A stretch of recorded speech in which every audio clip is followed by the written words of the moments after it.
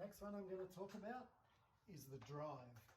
So we talked about the grip, we talked about the length forward, the stretch.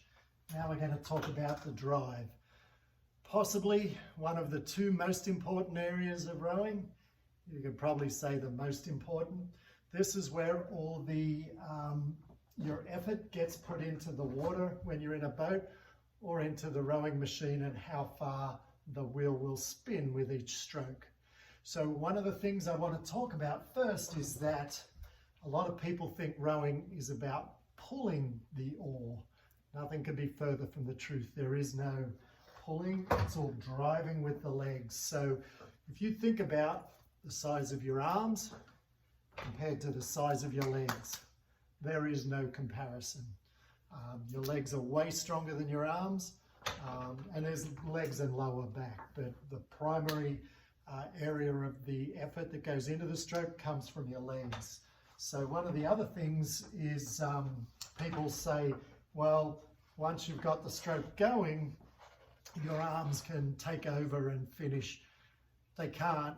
If you're rowing properly, you're putting maximum effort into the stroke through your legs, and your arms cannot handle that much power. So if you think about a deadlift or a power clean, there's nobody who can actually, as they're lifting at their maximum weight, bring their arms in as well. Their legs way overpower their arms.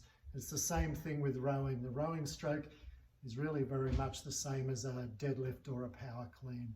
I think I'm about to get photobombed by the dog here in a second. No, she got called away. So she could be back in a second. So yeah, the drive all comes from the legs. So let's sort of go over it. When you're up in the catch position, you can take a little bit of time to get you back into a nice comfortable and powerful position. You can take a bit of the strain on your back.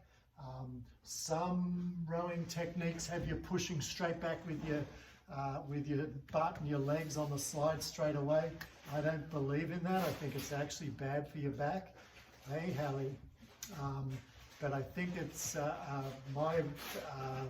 technique that I've always followed has you driving with a little bit of back angle at the beginning of the stroke.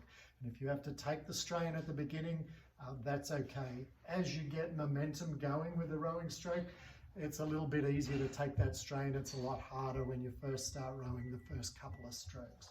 So when you get forward, simply take a bit of strain and drive backwards with your legs all the way through till the end of the stroke. So when you get here, drive, and the stroke really is finished as soon as your legs are finished as well. All as I'm doing here is finishing off with my arms. Some people pull all the way through to their body.